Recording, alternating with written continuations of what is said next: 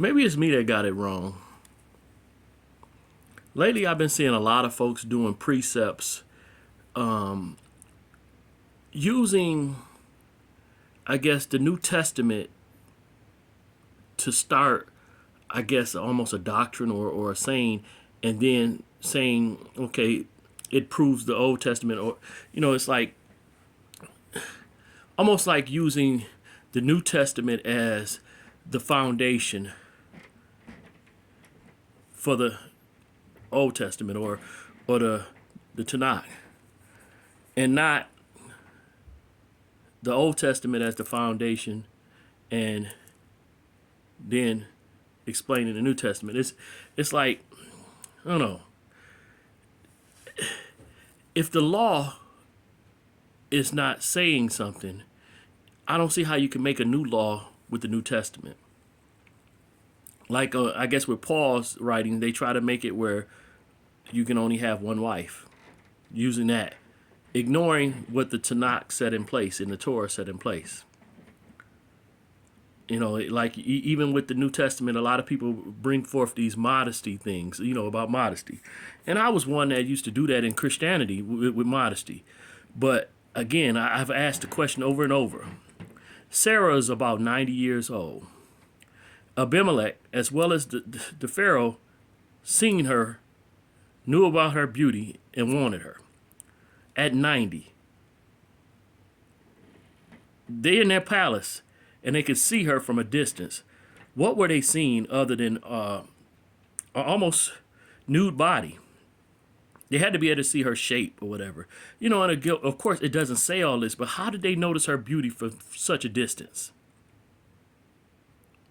It said they seen it. It didn't say they heard of it. They seen it. She 90 years old. She that bad that they want to pull her from her brother, supposedly, But they wanted to steal her. They were going to kill him if that was her man. They was going to kill him if that was her man. Come on.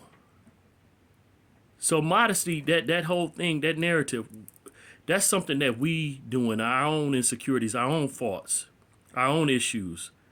We need to control our own eyes. That's not it's not in the law. None of that. We've added that. And it makes some reason and some rationale to an extent, but man, we push that narrative way too strong and not put the emphasis on the problem person, the one who's lusting. And it's so many different things that's in the New Testament that you have to basically say, okay, this right here ain't really what the law was talking about. And so I don't say that the people in the New Testament were wrong. I'm saying our reading it, how we read it, is wrong. We got the problem because we want to make these things be a law when there never were a law. I'm like, man, apostles, where's that at? These terminologies and these terms, where was that at? The prophets or the priests were the leaders of bringing the word.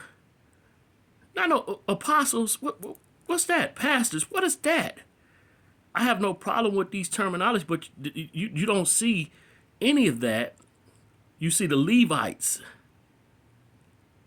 None of these people that's calling themselves pastor, apostles, if they don't show any lineage towards Levitical lineage, who gave them these positions?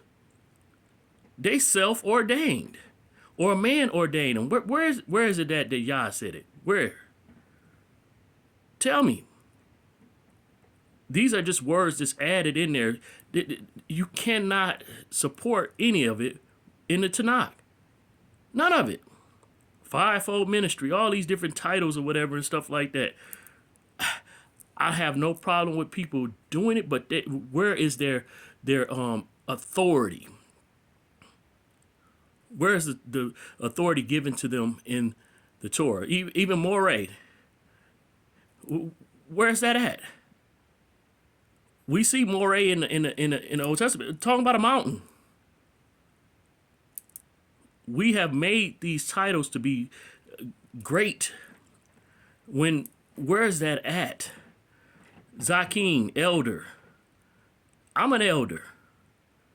But that does not mean that I have more authority over somebody just because they're younger than me. It may be somebody younger than me that may have a more fluent use of the language, Hebrew language. They may have more comprehension and understanding. And yes, they should respect my age, but that don't mean I'm a greater person in the assembly, in the mishpachah, because of my age. Where is that at?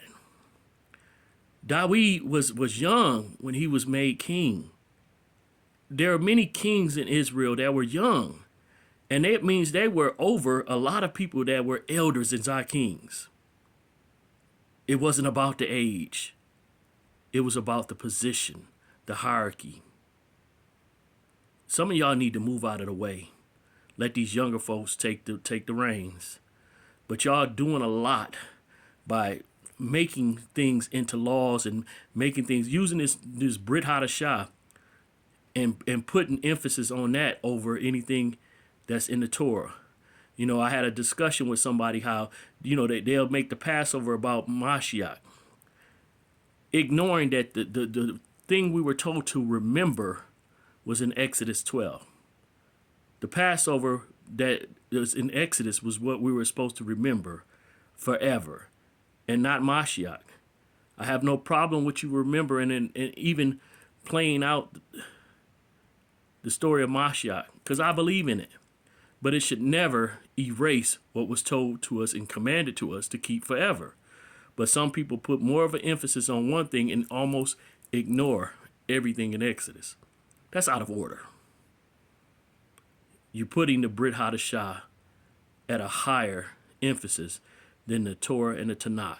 And that's out of order.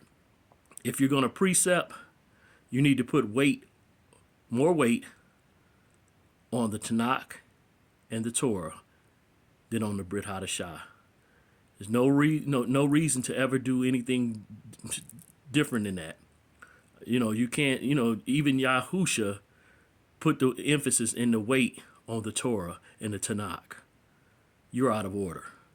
Shalom.